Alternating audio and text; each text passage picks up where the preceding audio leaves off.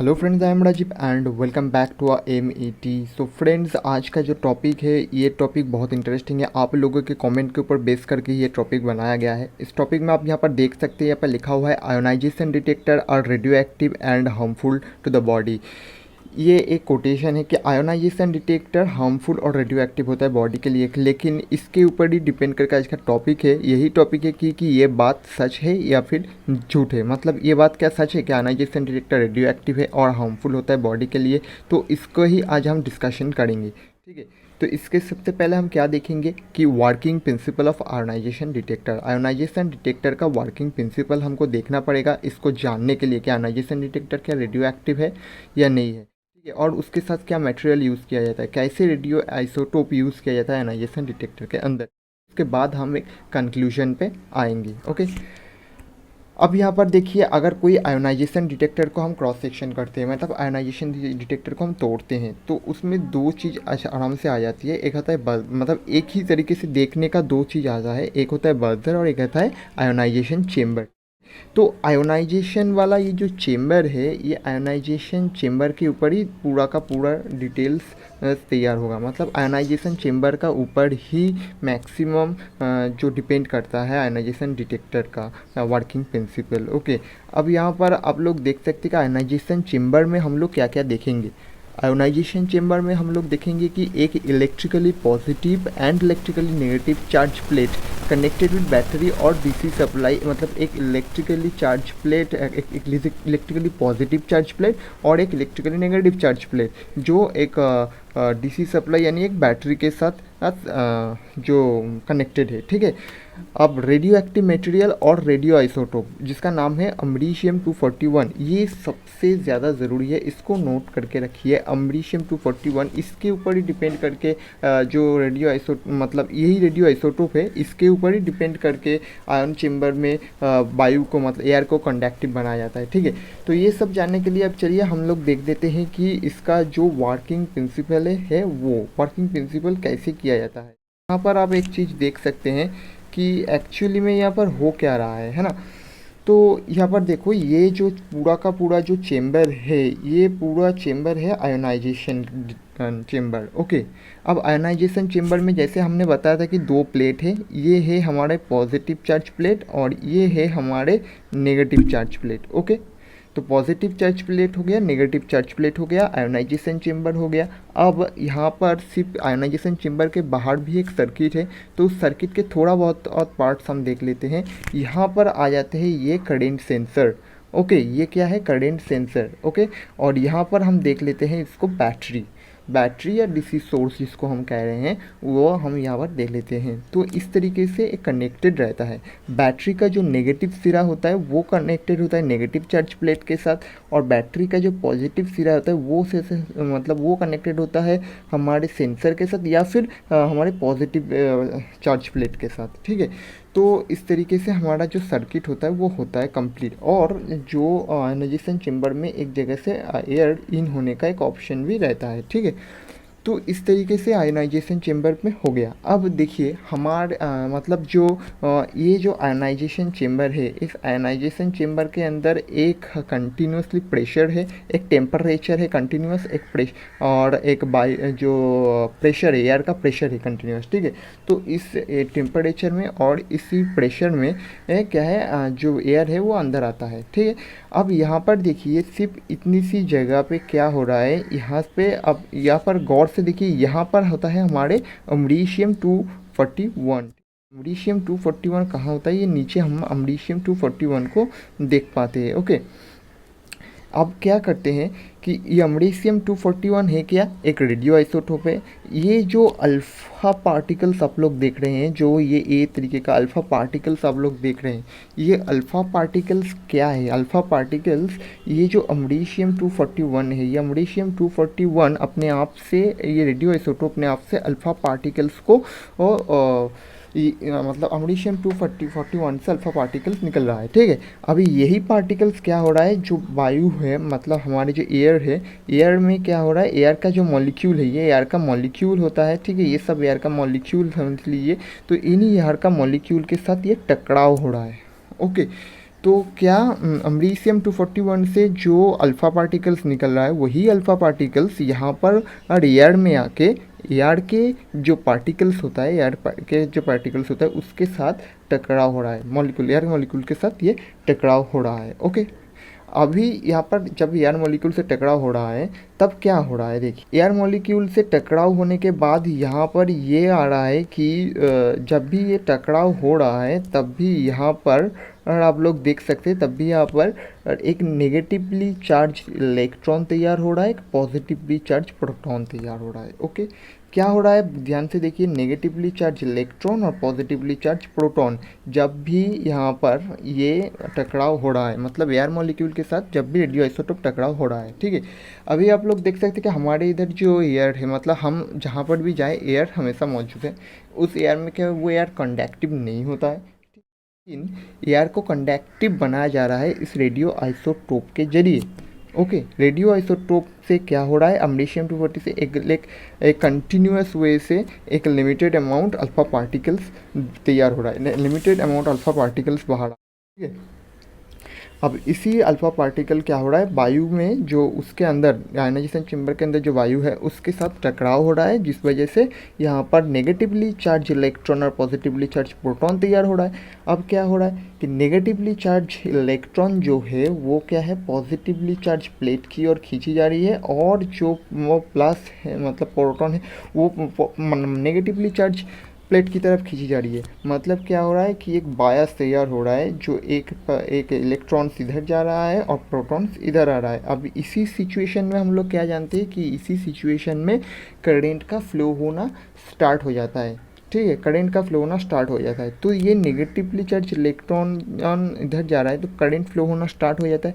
अभी यही करंट को क्या करते हैं, ये जो करंट सेंसर तैयार किया गया है इधर जो सर्किट के साथ अटैच किया गया है, ये करंट सेंसर यही जो टॉपिक है, मतलब यही जो करंट है इसको मेज़र कर रहा है। ओके, इसको मेज़र कर रहा है। अभी आप ध्यान से देखिए, यहाँ से जो सर्किट जो करंट प्रोड्यूस हुआ और वही करंट यहाँ से फ्लो हो रहा है, तो ये क्या कर रहा है, जो करंट सेंसर है इसको मेज़र कर रहा है। अभी इसमें क्या है, आप ध्यान से देखिए, टेम्परेचर सही है, एयर का प्रेशर भी सेम है, और इंटेंसिटी एयर का जो इंटेंसिटी वो भी सेम है। तो इस कंडीशन में ये एक टेम्परेचर, ये एक करंट मेज़र कर रहा है और इसके साथ ये सेटिंग किया गया जाता है।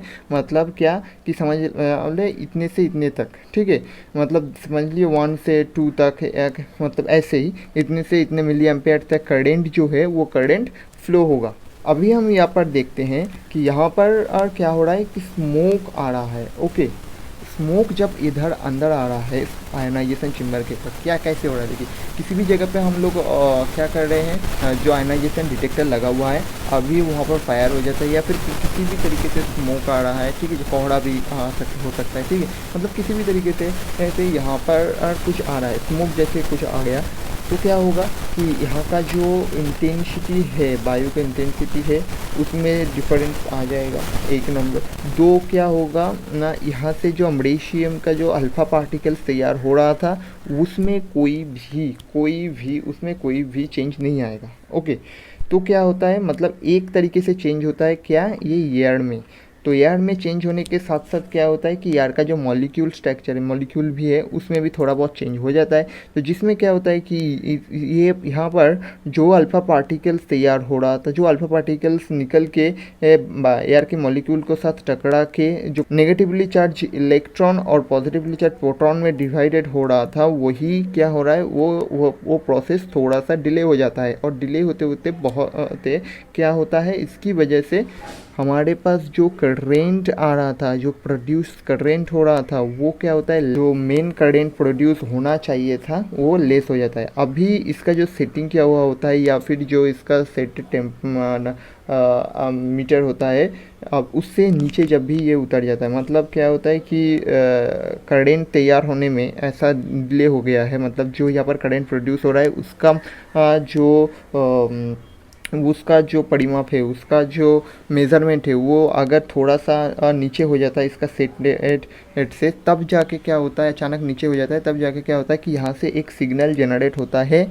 जो इलेक्ट्रिकली एक सिग्नल जनरेट हो जाता है। वही सिग्नल ये सीधा भेजता है इसके जो सर्किट है वहाँ पर, और वहाँ से ये सिग्नल सीधा जाता है कहाँ पे, हमारे कंट्रोल पैनल पे। ओके, तो वो कंट्रोल पैनल पे जाने के बाद आज हम लोग देख सकते हैं, मतलब कंट्रोल पैनल हमें ये सिग्नल देता है कि इस जोन पे फायर हुआ है, मतलब इस जोन पे, इस जगह पे ये डिटेक्टर पे फायर हुआ है या फिर जोन से फायर हुआ है। मैक्सिमम जो आयनाइजेशन डिटेक्टर हम यूज़ करते हैं वो होता है कन्वेंशनल डिटेक्टर। सो दैट यही होता है कि पैनल हमें ये दिखाता है कि यार जो प्रॉब्लम जो हुआ है वो कन्वेंशनल डिटेक्टर, सॉरी जोन पे, इस जोन पे एक डिटेक्टर पे फायर हुआ है। ओके, अभी यहाँ पर आप देखेंगे कि ये अम्ब्रीशियम 241 जो है, ये अम्ब्रीशियम 241 का हाफ लाइफ कितना है जानते हैं? ये अम्ब्रीशियम 241 का जो हाफ लाइफ होता है, वो अम्ब्रीशियम 241 का हाफ लाइफ होता है 432 ईयर्स टू 436 ईयर्स। अब सॉरी, ये अभी यहाँ पर समझिए, 432 ईयर्स टू 436 ईयर्स। और यही अम्ब्रीशियम 241 को सबसे बड़ा न्यूक्लियर वेस्ट माना जाता है, सबसे बड़ा न्यूक्लियर वेस्ट। क्योंकि आपका जो ये जो डिटेक्टर है, डिटेक्टर मतलब जो हमारा जो डिटेक्टर है, वो डिटेक्टर क्या होगा कि आप 5 साल यूज़ करेंगे एक डिटेक्टर को, ज़्यादा से ज़्यादा एक डिटेक्टर को आप 10 ईयर्स तक यूज़ करेंगे। ओके, उसके बाद इस डिटेक्टर को आप फेल देंगे। ओके, तो यही जो डिटेक्टर आप इसको सही तरीके से डिसमेल्टिंग नहीं किया जाता है, तब जाके क्या, तो एक्चुअली में तो जब आप इसको डिटेक्टर को रिटर्न कर रहे हैं या फिर इसको ये आप और काम पे नहीं आ रहा है, तब क्या होता है कि आप इस डिटेक्टर को तो डिसमेंटल कर दिए, ये वर्किंग कंडीशन पे नहीं है, लेकिन ये जो है भाई, पूरा डिटेक्टर वर्किंग कंडीशन पे ना हो तो भी ठीक है, लेकिन ये तो वर्किंग कंडीशन में रहेगा, क्योंकि इसका जो हाफ लाइफ है ये 432 ईयर्स मिनिमम है। तो आप समझ सकते हो। तो यही मतलब चीज़ होता है कि ये जो रेडियो आइसोटोप यूज़ किया जाता है, ये कभी डिस्ट्रॉय नहीं होता है, मतलब ये कभी नहीं रहता, ये वेस्टेज हो जाता है। ठीक है, अभी क्या करते हैं हम लोग कि इसको किसी भी जगह पे कैसे भी आके हम डिसमेंटल के बाद इसको इधर उधर फेंक देते हैं, लेकिन ये सही नहीं होगा, इसको आपको ध्यान पे रखना पड़ेगा। अदरवाइज़ इससे जो अल्फ़ा पार्टिकल्स, ज़्यादा से ज़्यादा अल्फ़ा पार्टिकल्स निकलते हैं जो इस एयर को कंडक्टिव बनाने के काम पे आते हैं, लेकिन इससे जो गामा रे निकलते हैं वो भी उतने ज़्यादा, मतलब वो उतने ज़्यादा तादाद में नहीं निकलता है। ठीक है, तो ये सही है। अभी ये अल्फ़ा पार्टिकल्स, ये जो टीन का डिब्बा है, मतलब जो आयनाइजेशन चेम्बर है, उसको क्रॉस करके बाहर ज़्यादा से ज़्यादा नहीं आता है। और अगर प्लास्टिक का जो कवर होता है डिटेक्टर का, उसको तो ये क्रॉस करके कभी आ ही नहीं सकता बाहर, तो ये कभी भी हार्मफुल नहीं है, मतलब जो ह्यूमन बॉडी है उसके लिए हार्मफुल एकदम नहीं है। ओके, अभी जब आप इसको फेंक देंगे या फिर कुछ करेंगे, ठीक है, शायद 100 डिटेक्टर एक साथ फेंक रहे हैं, तब जाके थोड़ा सा प्रॉब्लम हो सकता है, क्योंकि 10 साल बाद, 20 साल बाद या फिर 50 साल बाद इसका जो ऊपर वाले जो आपका प्लास्टिक का हिस्सा है, वो हिस्सा ख़राब हो सकता है ना, या फिर 100 साल बाद प्लास्टिक का हिस्सा ख़राब हो गया, थोड़ा बहुत ख़राब हो गया, टूट गया या फिर कुछ हो गया, और इसके अंदर से जो रेडिएटिव मतलब आयन चेम्बर है वो थोड़ा बाहर आ गया, उसमें भी किसी तरीके से छेद हो गया, कुछ भी हो सकता है। ठीक है, तो यही एक चीज़ है। तो हम अब ये कंक्लूशन में आने वाले हैं। ओके, तो हम यहाँ पर एक कंक्लूशन पे आ रहे हैं। कंक्लूशन क्या है? यस, ये रेडियो एक्टिव मटेरियल से तैयार है, लेकिन ये उतना हार्मफुल नहीं है ह्यूमन बॉडी के लिए। मतलब ये जो हमारे जो आइसोटोप है, रेडियो आयोनाइजेशन डिटेक्टर है, ये ह्यूमन बॉडी के लिए हार्मफुल नहीं है। लेकिन ये डिटेक्टर अगर जब डिसमेंटल होना है, जब अगर इस डिटेक्टर को आप डिसमेंटलिंग कर रहे हैं, तो इसको सही तरीके से डिस्ट्रॉय कीजिए, सही वे पे डिस्ट्रॉय कीजिए। मैं तो कहता हूँ कि जैसे मैं कहता हूँ कि आप इसको कम से कम 5 फीट मिट्टी के अंदर गड्ढा करके उसके अंदर डाल दीजिए। जितने भी डिटेक्टर आप डिसमेंटलिंग कर रहे हैं वो 5 फीट ऐसी जगह पे डालिए जहाँ पर इसको कभी निकाला नहीं जाएगा। इसके ऊपर और भी कुछ जो आपका कचरा है वो आके जमा मतलब उधर ही स्टोर हो जाएगा। लेकिन इसको उससे नीचे मतलब 5 फीट, कम से कम 5 फीट गड्ढा खोदिए और उसके नीचे इस डिटेक्टर को, सारे डिटेक्टर को डाल के डिसमेंटलिंग कीजिए। तब जाके ये पूरे जो डिटेक्टर है ये सही तरीके से डिसमेंटलिंग हो पाएगा। और मैं ये बात आपको ध्यान से कह रहा हूँ कि ये जो रेडियो एक्टिव मटेरियल से तैयार हो रहा है ठीक ही है, लेकिन ये आपके बॉडी के लिए हार्मफुल नहीं है, ये आपके बॉडी के लिए हार्मफुल नहीं होता है। ठीक है, तो चलिए आज के लिए बस इतना ही। मैंने आप लोगों की कमेंट के आंसर देने के लिए ये वीडियो बनाया है। आई होप आप लोगों को ये वीडियो थोड़ा बहुत समझ में आया होगा। ठीक है, और इसी तरीके से थियोरिटिकल और प्रैक्टिकल बहुत सारे वीडियो हम लेके आते हैं। आज बहुत दिन बाद ये वीडियो आया है, इस वीडियो को सपोर्ट कीजिए। वीडियो को अच्छा लगेगा तो बताइए, कमेंट कीजिए। और बहुत ही जल्दी एक बहुत इंटरेस्टिंग कोर्स इस चैनल पे आने वाला है, मतलब बहुत इंटरेस्टिंग। और मैं ये बात कह सकता हूँ जो प्रोफेशनल लोग हैं, जो कुछ भी करते हैं, उन लोगों को बहुत ज़्यादा फ़ायदा होने वाला है, बहुत ज़्यादा फ़ायदा होने वाला है। तो हमारे चैनल पे बने रहिए दोस्तों। चलिए आज के लिए बस इतना ही। आप सभी से फिर से मुलाकात होगी हमारी नेक्स्ट वीडियो में। तब तक के लिए बाय बाय फ्रेंड।